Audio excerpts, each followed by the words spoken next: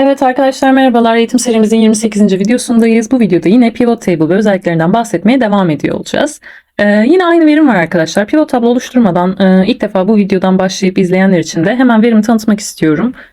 Saç ürünlerim var. O saç ürünlerinin ambalajlarına ait belli kategorilere sahip ve her bir ürünü hangi satış sorumlusunun, hangi tarihte sattığı, kaç adet sattığı, her bir ürünün birim fiyatı ve birim fiyat ve adetlerin çarpımından oluşan da toplam tutar isminde sütunum var arkadaşlar. Dolayısıyla hemen geliyorum verimin içinde. Öncelikle ekle deyip tablo olarak biçimlendiriyorum ve OK basıyorum arkadaşlar. Ve daha sonra yine ekle sekmesine geri geliyorum ve bir pivot table oluşturmak istiyorum diyorum. Yeni bir sayfada oluşturmak istiyorum arkadaşlar. Hemen yeni bir sayfa açılıyor ve pivot tablo alanıma geliyorum arkadaşlar. Yine aynı şekilde kategori ve altında ürünlerden oluşan satırlarım olsun istiyorum.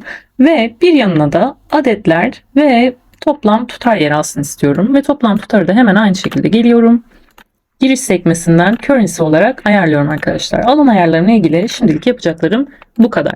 Ve arkadaşlar ben bu tabloya yapacağım işlemler üzerine pivot table analyze'a geliyorum. Daha önce bahsettiğimiz gibi bir dilimleyici ve bir zaman çizelgesi eklemek istiyorum. Geliyorum slicer'ıma. Satış sorunlarından oluşan bir slicer dilimleyici eklemek istiyorum.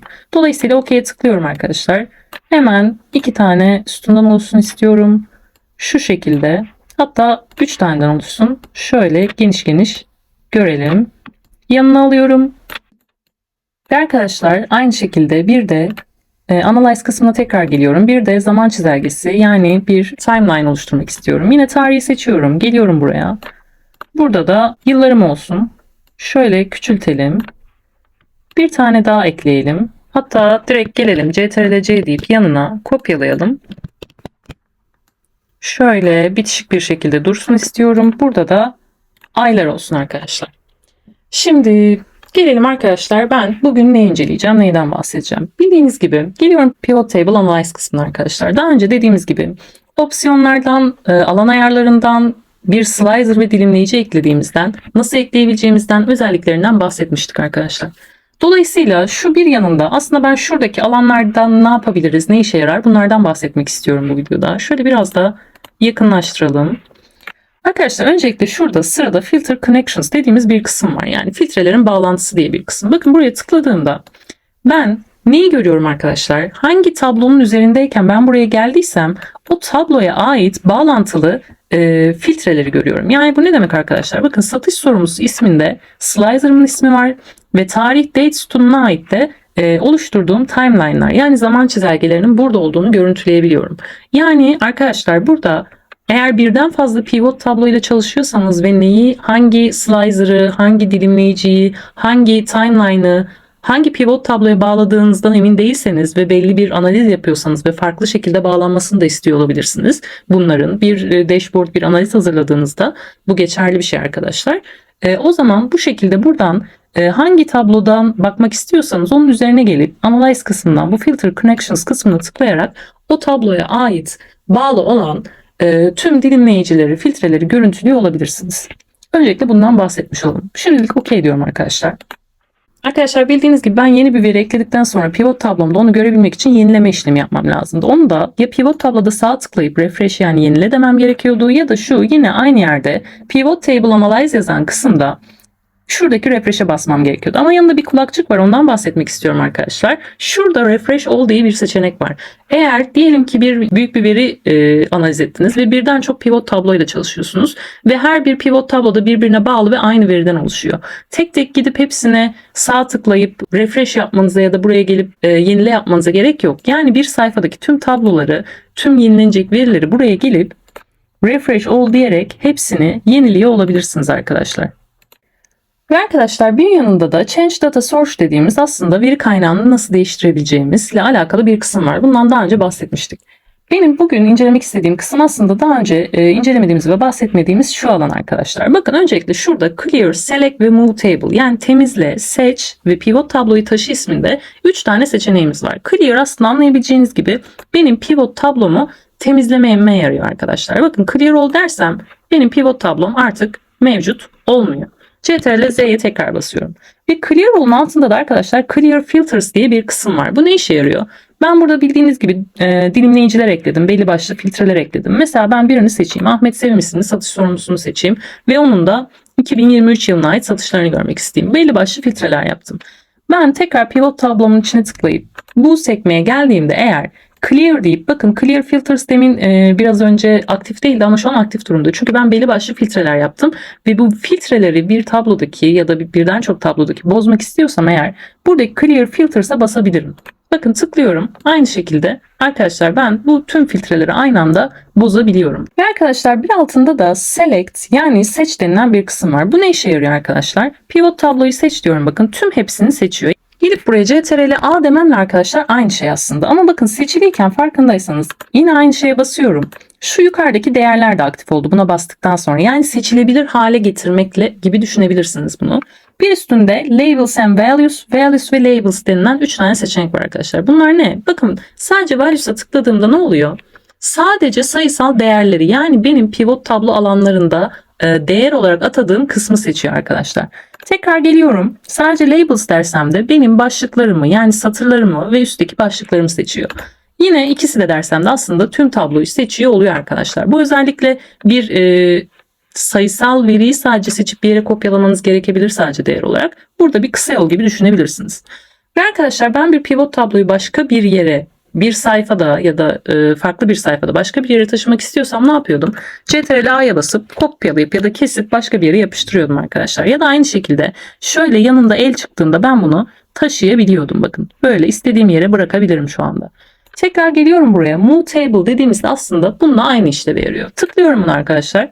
Bakın ne diyor? Mevcut diyor sayfanda Sheet 14'te A3 hücresinden başlıyor senin pivot tablon. Sen bunu başka bir yere taşıyabilirsin ve buraya yazabilirsin diyor. Ben diyelim ki A3'e değil de A7'den başlasın isteyebilirim. Okey diyorum arkadaşlar. Bakın hemen A7 hücresinden başlatarak oraya taşıdı benim pivot tablomu. Ctrl Z diyorum. Yine tekrar Move Pivot Table, yani taşı diyorum. Bakın burada New Worksheet var. Yani ben bunu yeni bir sayfaya da taşıyabilirim. Okey diyorum arkadaşlar. Bakın yeni bir sayfada Sheet 15 isminde bir sayfa açtı ve bu sayfada yine aynı hücreye ama A3 hücresinden başlayacak şekilde bu pivot tabloyu arkadaşlar buraya taşımış oldu. Bakın geliyorum Sheet 14'e. Burada artık mevcut değil. Hemen Ctrl Z'ye basıyorum. Tekrar basayım. Ve geri gelmiş olsun. Tabii filtreye kadar geri geldi. Fazla bastım. Şuradan gelip arkadaşlar filtreleri tekrar temizleyelim. Ve arkadaşlar aslında bir yanındaki kısma gelelim. Field Items and Sets. Bu ne demek? Arkadaşlar bu pivot tabloda kullanabileceğimiz mükemmel bir özellik. Şimdi arkadaşlar diyelim ki ben bu ürünlerin hepsinin satışının toplamının belli bir kısmını KDV'ye vereceğim. Ve her bir üründen hangisinin yüzde kaç KDV'sini alacağımı ve bunun tutarını merak ediyorum. Ve hızlıca hesaplamak istiyorum. Kategori bazında ve alan bazında. Ya da bu total kısmı ile ilgili farklı bir işlem yapmak istiyorum. Matematiksel işlem. Bunu nasıl yapacağım? Aslında bunun cevabından bahsediyoruz şu anda. Arkadaşlar geliyorum bu alana. Yanındaki kulakçığa tıklıyorum arkadaşlar. Calculated Field. Yani bu alanı hesapla diyor. Tıklıyorum. Şöyle bir alan açılıyor arkadaşlar. Diyor ki öncelikle buna bir alan ismi verebiliriz.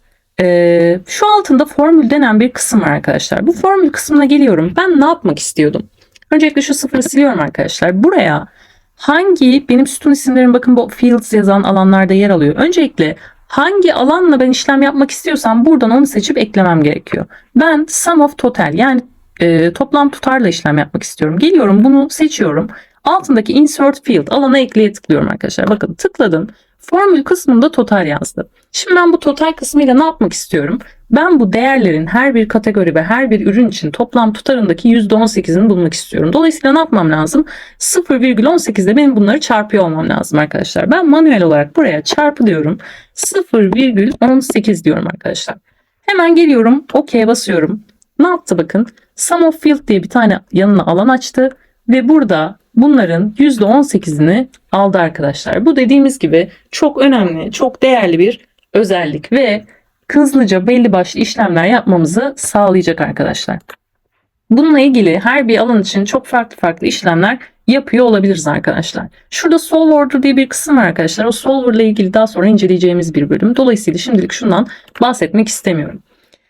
Bu matematiksel işlemlerle ilgili birçok örnek yapabiliriz ve daha sonra yazacağımız formüllerle beraber aslında bunları çok komplike halde getireceğiz. Ama şimdilik buradan yeni bir alan açıp benim bunları tek tek hesaplamama gerek kalmadan pivot tabloma direkt bu alana ekleyebileceğimi biliyor olmamız gereklidir diye düşünüyorum.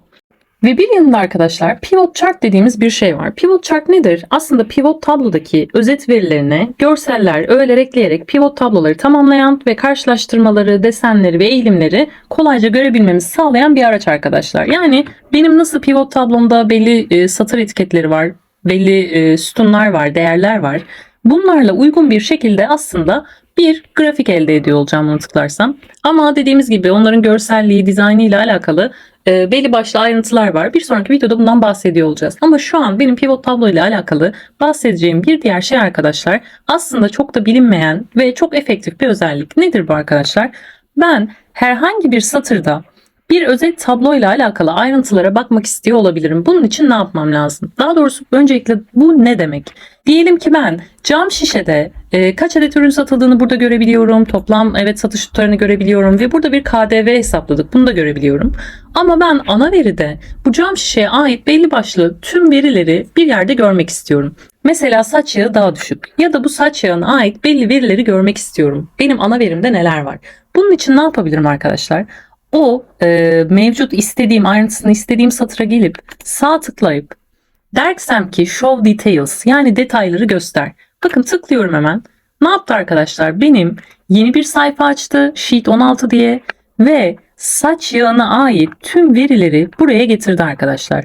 Ben buradan aynı zamanda bu saç yağına ait tüm ayrıntılara bakabilirim arkadaşlar.